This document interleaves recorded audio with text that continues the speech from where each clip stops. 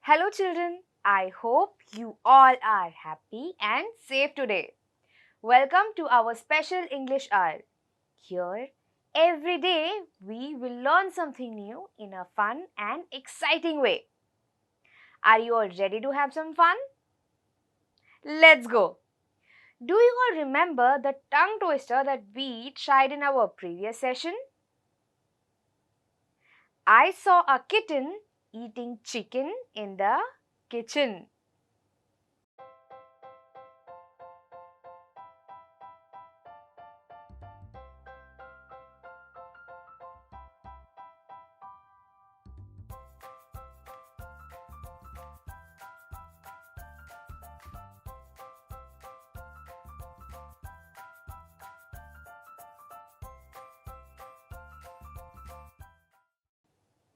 Now I want all of you to repeat this tongue twister with me.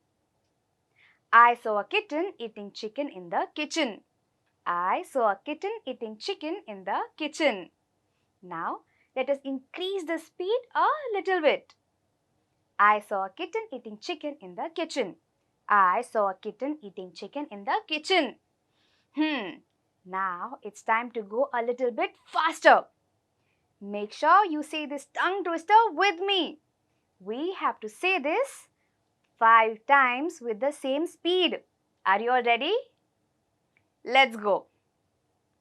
I saw a kitten eating chicken in the kitchen. I saw a kitten eating chicken in the kitchen. I saw a kitten eating chicken in the kitchen. I saw a kitten eating chicken in the kitchen. I saw a kitten eating chicken in the kitchen. Yes! Finally, we were all able to say it. I hope you loved saying the tongue twister with me. Children, we all know that words are very important for a language. So let us all learn some new words. I want all of you to listen to these words very carefully. Our first word is endowed. Endowed. Endowed. Our second word is funnel. Funnel. Funnel. Our third word is exhausted. Exhausted. Exhausted. Our fourth word is disciple. Disciple. Disciple. Our fifth and the last word is counseled. Counseled. Counseled. Now, I will repeat these words for you once again. But this time, I want all of you to write these words down in your notebooks and try to say them out loud with me. Are you all ready? Let's go. Our first word is endowed.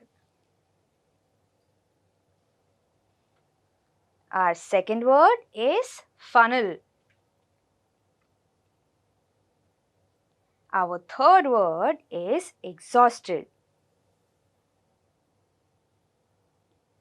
Our fourth word is disciple.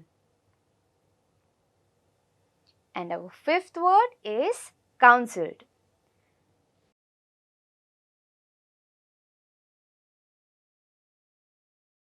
Now I will tell you all a small story. I want all of you to listen to the story very carefully and then tell me what you learned from it. Once there was a little boy who loved playing on his mobile phone. He always played on it.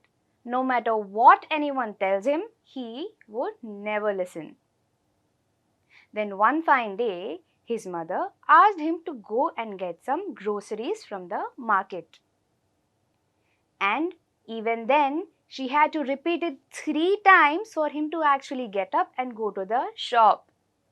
On his way to, he was busy on his phone. Suddenly, he crashed into someone.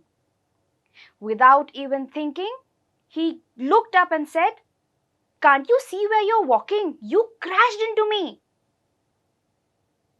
And the man very politely apologized and said that he was sorry.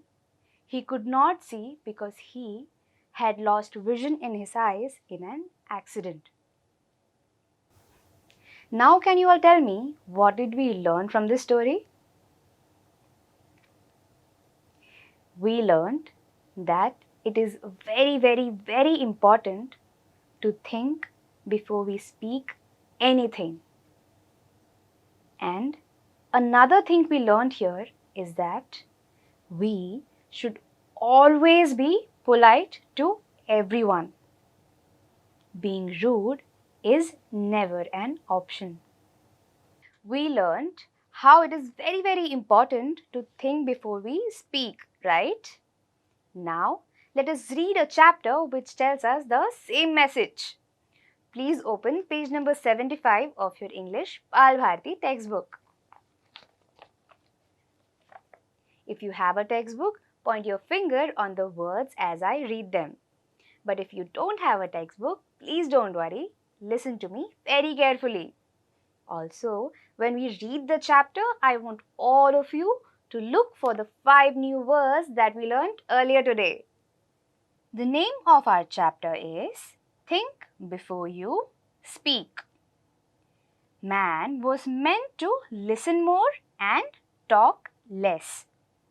That is why, as the great British statesman Benjamin Disraeli said, nature has endowed man with 2 ears and 1 mouth.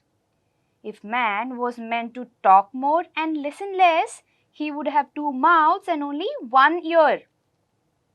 Imagine how we would have looked. How strange with 2 mouths on the 2 sides and 1 ear at the center. And mind you, the ears are like funnels, open all the time. There is no door with which you can close them. Whereas if you have to speak even one single word, that word must pass through 2 walls, 2 fences. There is firstly the fence of these 2 rows of teeth. There is secondly the fence of the 2 lips. Before a word can be spoken, it has to pierce through these 2 walls, through these 2 fences. Therefore, we must think at least twice before we utter a word. Here we learned how all of us are supposed to listen more and speak less. All of us are endowed with a pair of 2 ears and a mouth in the center, so that all of us can listen more and speak only when it's necessary. Now, endowed means to be provided with. Moving on, we also saw how our ears are like funnels. Now, funnels is a pipe that is wide open at the top and then becomes conical towards the end. It's wide open so that we can hear everything. And it's also one of the things that does not have a door. No matter how hard you try, you can never stop hearing things. And we also learned how we have 2 different fences when it comes to the words that we speak. First is our pair of teeth and second is our lips. For us to speak even one word, it has to cross through these two fences. So, it is very, very important to think before we speak. A very wise man once remarked that of the unspoken word, you are a master. Of the spoken word, you are a slave. Once you have spoken a word, you cannot get it back. Do what you will. Therefore, you must be very careful about the words that you speak. Once the word has left your lips, you will not be able to get it back. What are unspoken words? They are things you want to say but remain unsaid as thoughts in your mind. Once you have put the thoughts into words, once the words have left your lips, you cannot change them or control them. Children, do you know what unspoken words are? Unspoken words are the thoughts that are there in your mind. Once you think through these thoughts and finally say them out loud, they become spoken words. We learned another important thing here. We are the master of unspoken words, but slaves of the spoken ones. Here it means that we have the power to control whatever thoughts that run in our mind. But once we have said those words out loud, there is no way that we can take them back. Whatever the consequences are, we will have to bear with them just like a slave. A young man went to his spiritual teacher and said, I have spoken very harsh and unkind words to my friend, and he is deeply hurt. I am afraid I have lost my friendship with him. How can I make amends? The wise teacher gave him a fresh sheet of blank paper and a pen. He said to the young man, write down on this paper all the harsh things you said to him. The young man did as he was told and showed the paper to the teacher. Now, tear up this sheet of paper into as many small bits as you can. The wise teacher said. Soon the single sheet was torn into 100 tiny bits of paper. Throw the bits out of the window, the teacher told him. Once a young boy goes up to his teacher and says that he had said some harsh words to his friend and now he was feeling very, very guilty. He asked his teacher what can he do to get forgiveness from his friend. Now, guess what the teacher said? The teacher asked the young boy to write down every harsh word he had told his friend on a piece of paper. Now this boy writes down all the words he has said on a piece of paper and then goes to his teacher and asks him, now what do I do with this? His teacher says, tear them up into the tiniest of pieces and then throw them out of the window. Now the boy thinks this is such an easy thing to do. Just by doing this, I will be forgiven. Now the boy starts tearing the paper and throwing them outside the window. Why do you think the teacher asked him to do this? That was easily done. It was a windy day and the tiny bits were scattered far and wide even as the young man watched. Now go out into the street and collect as many bits of the paper as you can, the teacher ordered him. The young man was taken aback. But that will be difficult, he stammered. It will be difficult indeed, but do give it a try, the teacher suggested. The young man went out. He returned half an hour later, exhausted. He had not been able to get hold of a single torn bit from the paper he had torn up just a while earlier. This is what happens with the spoken word, the teacher said to him. Once you have spoken the words aloud, it is very difficult to take them back. Therefore, learn to think before you speak in anger. It was a very windy day, and now that the boy had thrown all the pieces of paper outside the window, he was very satisfied. He goes up to his teacher and asks him, "What next?" That's when his teacher tells him, "Now go out and get those pieces back inside." Now the boy is shocked. He cannot comprehend what he had heard. He starts stammering. Stammering is something that you do when you find it difficult to speak. You start repeating the same letter or words again and again. The boy began saying, but.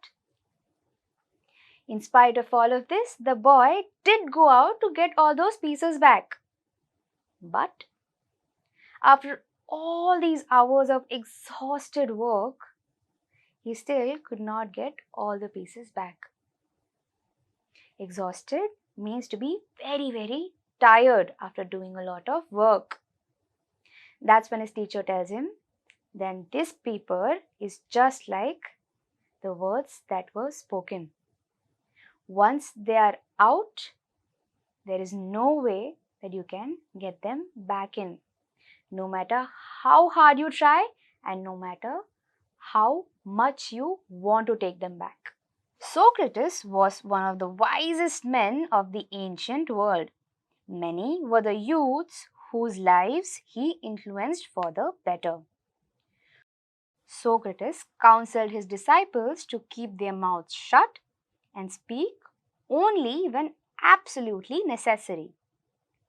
"O wise one, how may we know when it is right to speak?"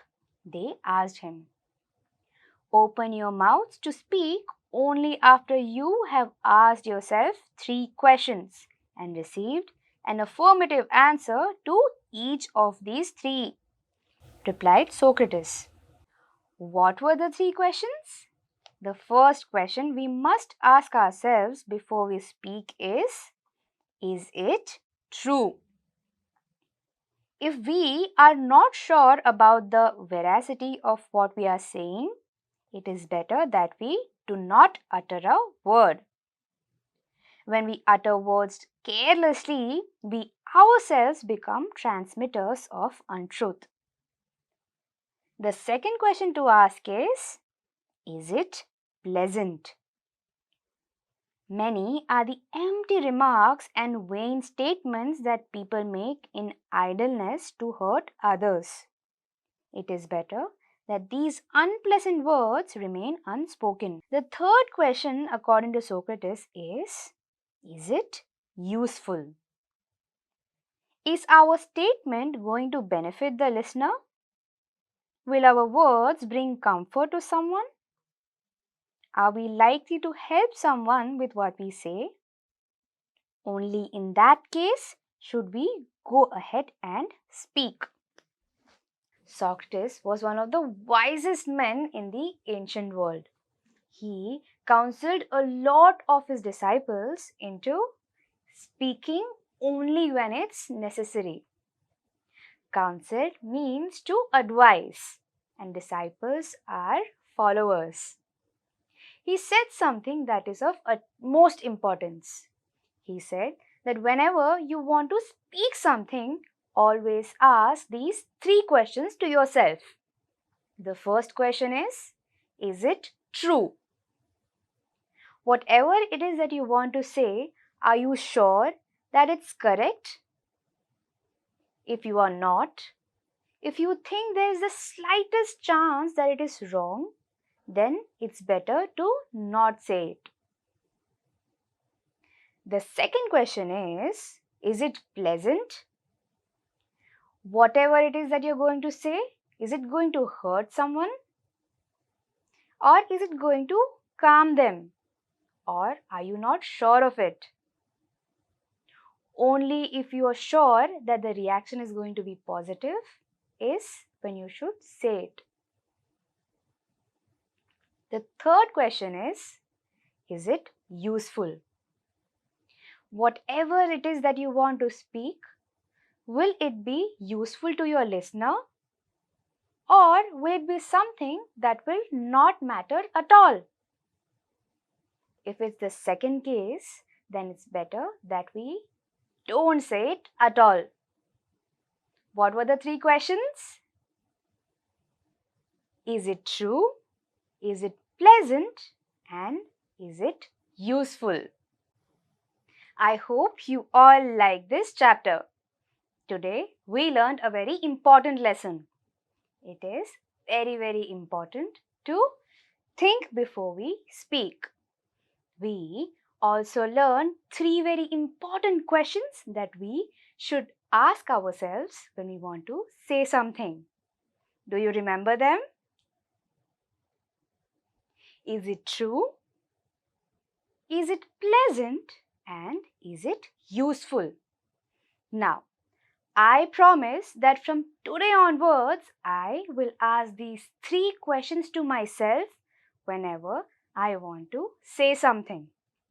Now, I would like all of you to make the same promise and also tell your friends and family about the same.